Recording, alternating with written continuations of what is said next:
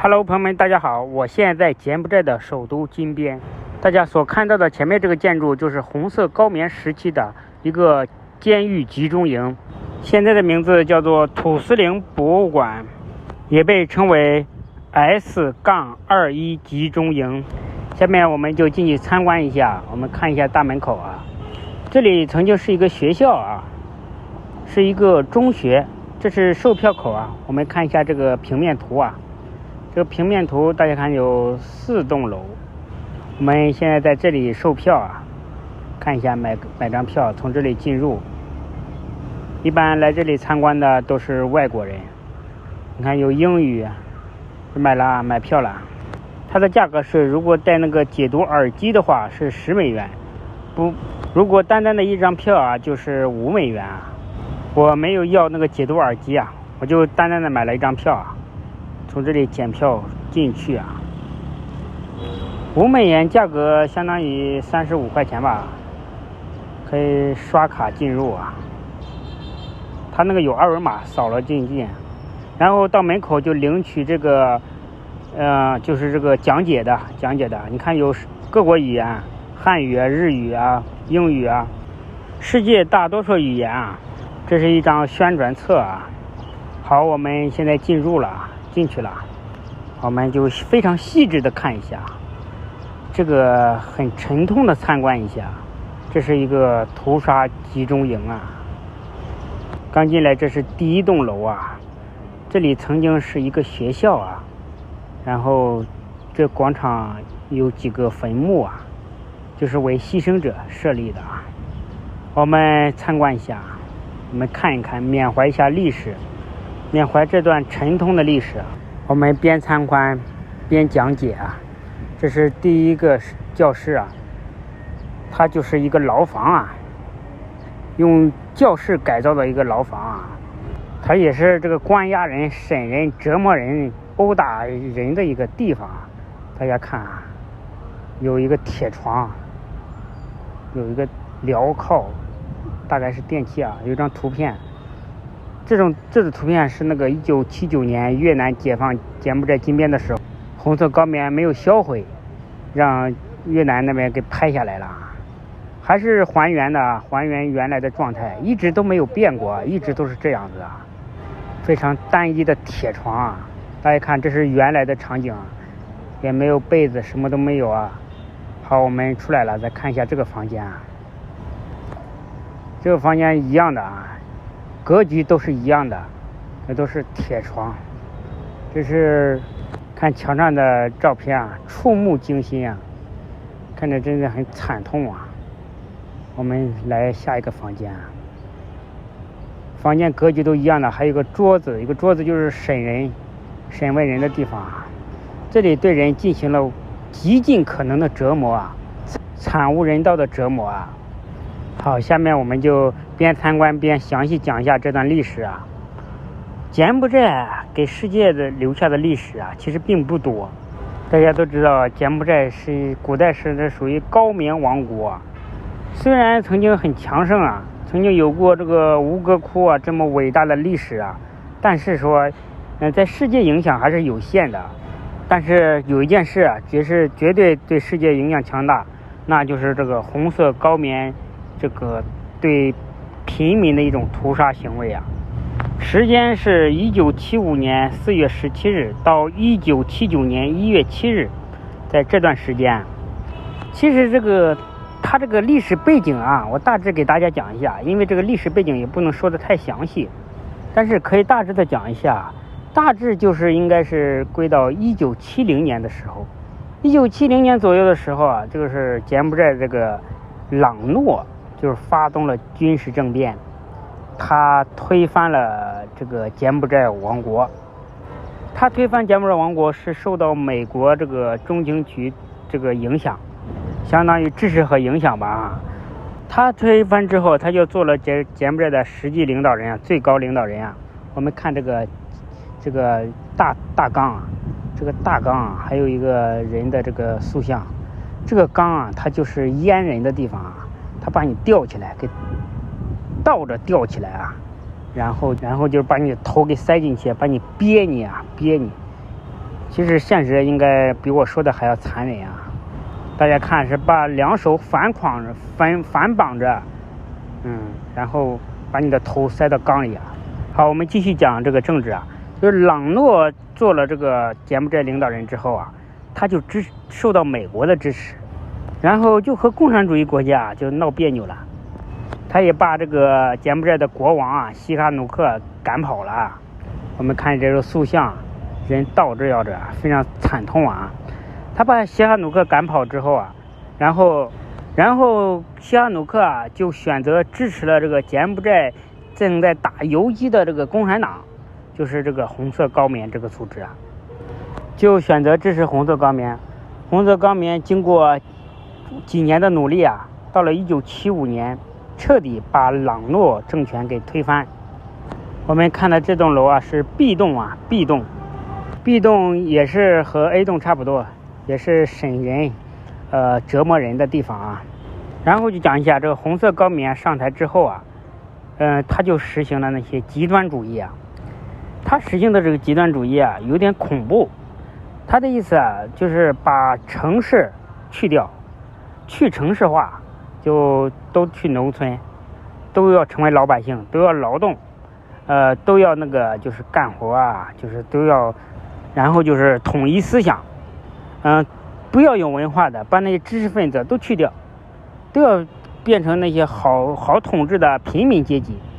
然后他们就开始把城市的人啊全都赶到金边郊区，对人进行教化不好的就进行折磨，然后残忍的折磨。对一些不是他们党派的人啊，就是之前朗诺政府的一些那个高官呀，或者是一些人员呀，都进行惨无人道的教化和折磨。其中这个 S21集中营啊，就是最大的审讯监狱啊。据统计啊，当年有12000人至2万人被囚禁到这里啊，最后只有12个人幸免活了下来。每个审讯室啊都有代号编码呀，大家看这个没对外开放啊，一样的，都是曾经审讯人的地方，有好几层楼啊。这地方它原先是一个高中，看新闻上说这个高中在郊区啊，其实不是啊，它离皇宫也就3公里4公里的距离啊，很近，可以说走路半小时就到吧，也是市中心部分啊，离大皇宫很近，不是很远，它也不属于郊区啊。这个高中啊，曾经也是西哈努克国王命名的啊。从规模来看，也是一个比较大的高中啊，学校非常大。我们看一下这个审讯室啊，这是一些那个受难者的生前的衣服啊，一看是一个小女孩的衣服啊，是吧？一些陈列品。这些人啊，大多数都是平民啊、孩子啊、年轻人啊，可能就是因为这个政见不同啊。红色高棉政府在执政期间啊，至少有170万人啊，处于处决啊，还有疾病啊、饥饿而死亡。我们看一下这个图片，上面这个图片就是赤柬的最高领导人，也是1号领导人啊，波尔布特，大家记住这个名字啊。这个是集中营的监狱长康克尤，这个监狱就归他管啊。这是当时的一些照片啊，我们看一下那个时候的照片，一些历史啊，其实背后啊都充满着恐怖啊，是吧？大家看，这是当时改造劳动，全民劳动啊，把人赶到乡下进行劳动。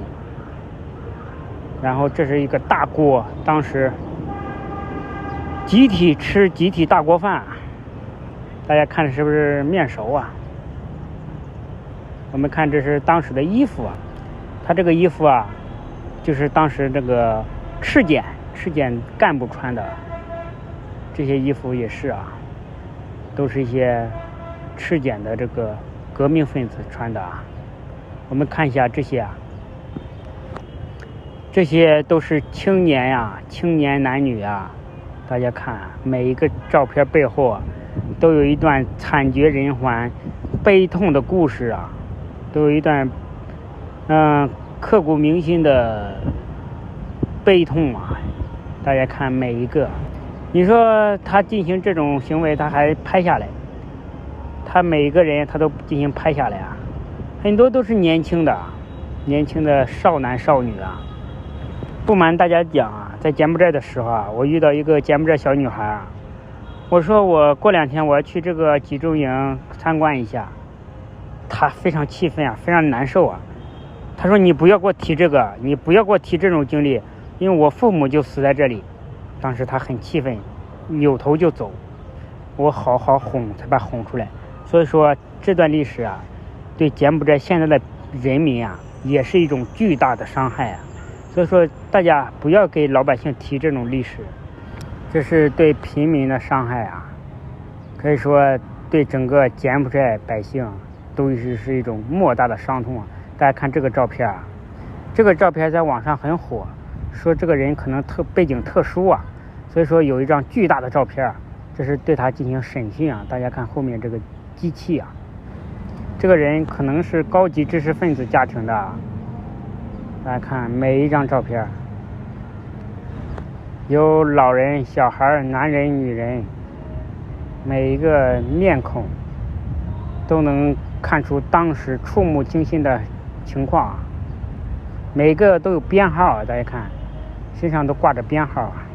下面讲一下这个集中营里的生活。S21集中营的生活是极端血腥恐怖的。犯人到达这个集中营后，先要有照相存盘，然后他们就被强行脱去所有的衣服，并去掉身上所有能引起自杀的物品，然后带他们去一个小的房间里。好，等一下我们去后面看一看，后面就是关押人的地方，这是中间一个小房子，这是幸存者。我们去后面还有2栋大楼，这2个大楼是里面都是密密麻麻的小牢房啊。这有个纪念碑啊，这是后面的广场，可以看出当时这个学校还是非常大的。后面这个牢房这个就用铁丝网给围起来啊，3楼全是铁丝网啊。这里每个房间密密麻麻住了很多人，被关押了很多人。他们被带到小牢房，然后用手铐在墙上，而那些被带往稍大的牢房的所有人被铐在一根大长的铁条上。这个就是牢房当时的情景啊，用砖砌起来的，一个房间里砌了很多间这种小隔断，他们是睡在地上啊。这种用那个空心砖砌成的有10来个这个小隔断，每个人必须单独关押。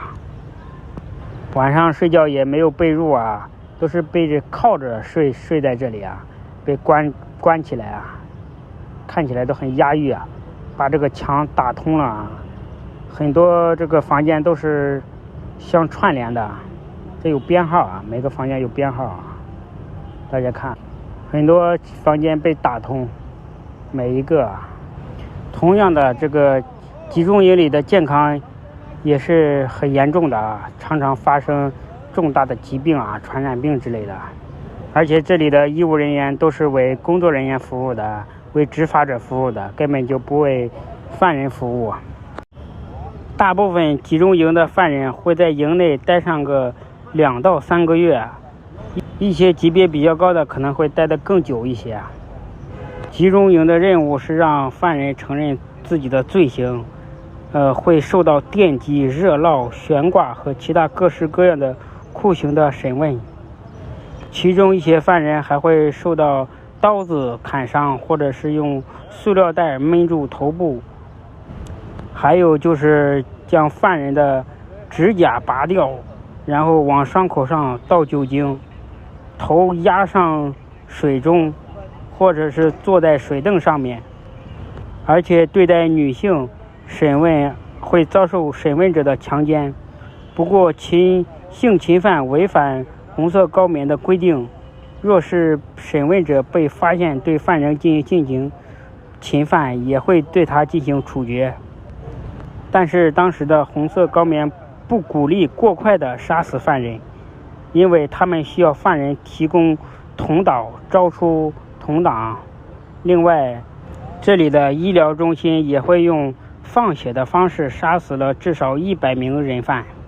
我们看到这些各式各样的小木房、小木屋，前面是砖房，这边是木房，每个房间都关押了得有20名人犯啊，密密麻麻，看上去有这个密集恐惧症啊，看上去就很压抑啊。房间都是串通的，都是相互连着的。这个它是没有经过任何改造，就是原来当时的场景啊，一直保留着啊，没有经过任何的改变，包括现在看到的这些墙啊、木头啊，包括所有的东西啊，几乎都没有改变啊，都是当时原来的场景啊。我们上顶头看一下啊，我们看看上面是什么。上面也是用铁丝网围着啊，上面什么也没有啊，都是一片空房子。这里可能有其他的用处啊，看每个墙上都有一个洞啊，这个洞肯定很残忍。包括这铁窗、木头啊、门啊，都是原来的实物啊，包括墙啊，墙上的洞啊，都是保留着原来。因75年到现在多少年了？才40多年的历史啊！这上面的编号是每个人的编号。好，我们下面参观最后一栋楼啊，这是最后一栋楼，最后一栋楼也非常大啊。看一下上下3层啊，我们看这个宣传画，这是当时的宣传画，很巨大的一个宣传画，就是当时的这个红色高棉的人员啊，抱着一个小孩围着啊。然后我们看一下最后一栋楼啊，进去看一下啊。最后一栋楼更加残忍啊，是摆放的都是一些器具啊，审讯犯人、折磨犯人的一些器具。我们看这个是一个这些照片啊，每一个都触目惊神呀，而且这照片很大呀，想看不清他们的面孔都很难，把表情都放大化。我们看这个设备啊。这个设备是审讯犯人用的啊，看上去很精良啊。看一下，我们仔细看一下，这是用水，这是集体躺在那里啊，这是把人家的小孩抢走啊，这是扛着啊，我要去给动物似的啊，赤身裸体啊。这是使用的工具啊，就是那些铁锹、木棒、铁棍、锥子，这些农具啊，用这些工具伤人。除了这个集中营啊，它还有一个屠杀场啊，屠杀场的人就直接就拉过去，就直接就弄死了，就是用这些家用农具就直接把人给弄死了。看一下啊，倒着把人给塞到水缸里，这个瘦骨嶙峋啊，看上去都很残忍。这个是一个床，这是倒着的，把人倒着放在床上啊，这是夹指甲，这个真是超乎人的想象。大家看，倒着洒水，这个可以说非常残忍的折磨工具啊，这个想象不到，不来这里根本就想象不到这是这么残忍。还有什么放蜈蚣在体内放蜈蚣，后面这些啊，我估计审核不过，所以说这个视频看完大家尽量保存，因为哪天就不见了。这是一个大木床，这个大木床是把人浸泡到水里它反正是具体怎么折磨你看不懂。然后这个是倒吊着啊，放在水里，头放在水里啊，18慢刑法啊。最后也是一些照片，大照片啊，看一下，都是一些白骨累累，都是一些被折磨致死的人。然后这些图片看着都是触目惊心啊，人骨。这是屠杀场在金边的郊区啊，他就直接给敲死。然后这是一个钟，警示世人，警钟长鸣，铭记历史。两边都是白骨，中间一个钟。这后面这个我看上去感觉很可怜，给人触目惊心啊！一个老人，一个小孩啊。好，这个视频就到这里，谢谢大家的观看。